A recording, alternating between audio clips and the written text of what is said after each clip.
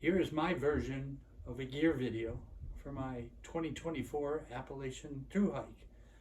I thought I'd do it as an unboxing as opposed to a boxing. So I'm going to ship everything. That's my checked baggage for my flight down to Atlanta. It is I think it's called a Fracta bag from IKEA. It actually does a decent job of holding everything. I've got a couple of Velcro straps that just kind of give me comfort that the zippers aren't going to pop. It gets tossed around by the baggage handling crews.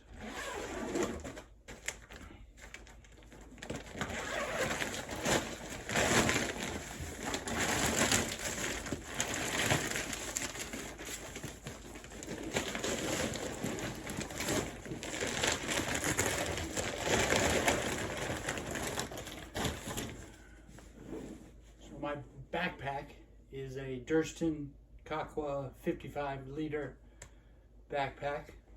Pretty lightweight, pretty sturdy, and seems to be able to hold all the gear I want to take with me. I would say I'm 98% satisfied with all the things that I have in here, and we'll refine that over the next week or so.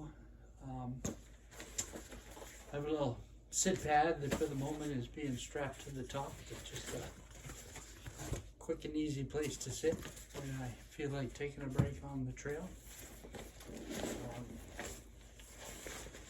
I have a ultralight umbrella that I'm at least gonna give a try and see if I like it. It does fit nicely. There are pockets sewn into the straps, and it does fit nicely and support nicely there when I have it opened up, so we shall see. My trekking poles are EMS Approach aluminum. I thought about getting carbon fiber, but I am notorious for snapping trekking poles, and I figured I was much more likely to snap carbon fiber than I would be to snap aluminum, so we'll see. Now that's what I have in that pocket. On this side, I'm still sorting where things are going to go, but on this side at the moment I have my tent. It is a Nemo Dragonfly Osmo 2-person tent, and in this bag is the tent, the rainfly, as well as the footprint. And it fits in here pretty nicely. It's really just a question of where it's going to end up in my pack. 10 poles to go with that. I decided to go with a freestanding tent.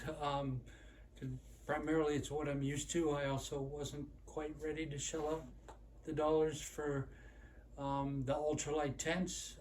I did go with a 2-person because I've spent a lot of nights in a single-person tent, and there's room for me and not much else.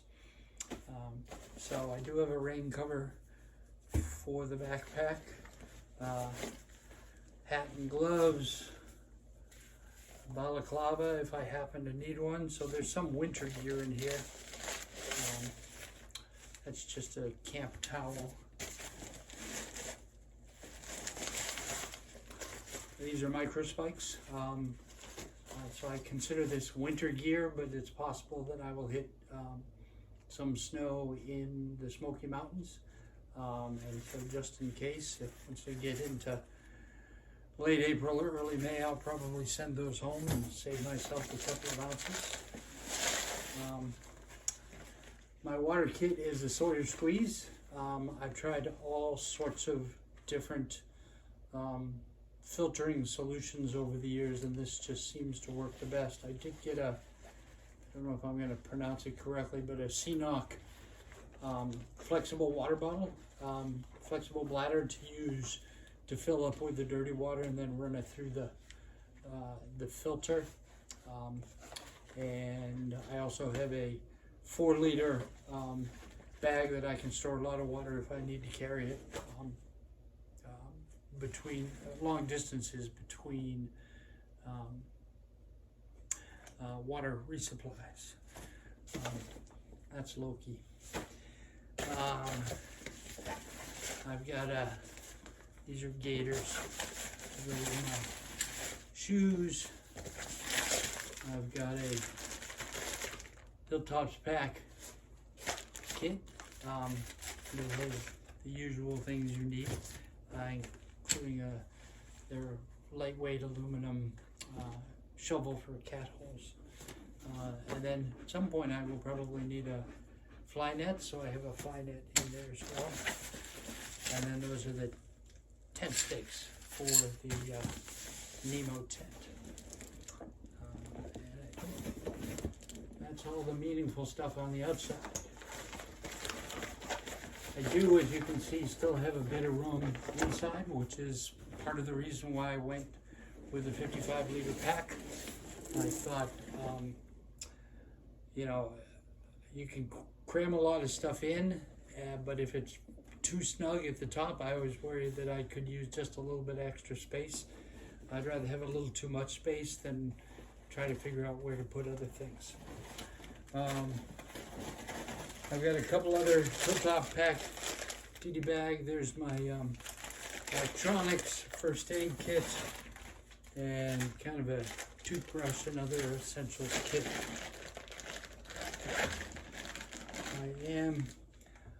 I did buy one of the FlexTail mini pumps, and it filled up my pad in less than a minute. I was pretty impressed, and allegedly I can get like 25 fills out of that, so we'll see. It doesn't weigh a whole lot, and probably worth the effort for filling it up. Along with a assortment of cables and things like that, I have two of these Nicor 10,000 milliamp battery packs, so we'll see. I'm hoping that's plenty. I debated the 20,000 milliamp hour, but thought that two smaller ones would give me a little bit a margin of error if one of them should happen to fail.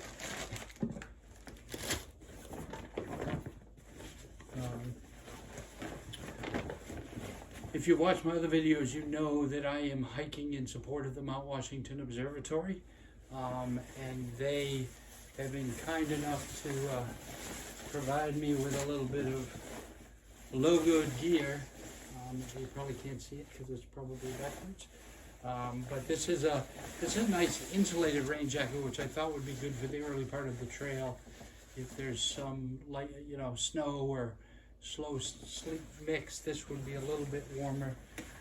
Also a windbreaker type thing, which is really comfortable just over my base layer. I've been out in 20-degree weather with my base layer and that on and been very comfortable. So they were kind enough to provide me with some of their logo gear. And here's a pair of rain pants that I've had for more than a decade, and they're still hanging in there, so I will use those. Food bag. So this at the moment has what I would consider to be about 4 days worth of food in it. It is the Hilltop Packs large food bag, and pretty good. I also got the hang kit, so for bear hang. So my goal is, there's a couple places on the AT that require bear canisters. My hope is that I can just hike right through those. I'll stop on one side, put in a hard day to get through it, and stop on the other side. So I'm hoping this will get me there. It's pretty heavy with 4 days of what I presume is the food I will need.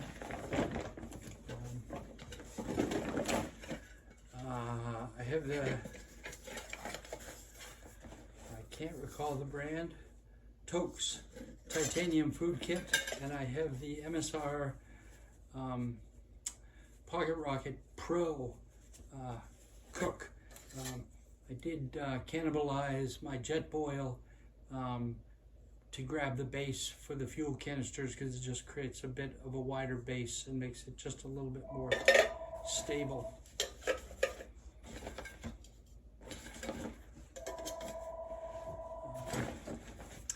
I also have a titanium cup. Not sure if this is coming or not. I need some sort of cup, but this takes up a lot of volume without, it's not heavy, but volume-wise, there's no way to collapse it down.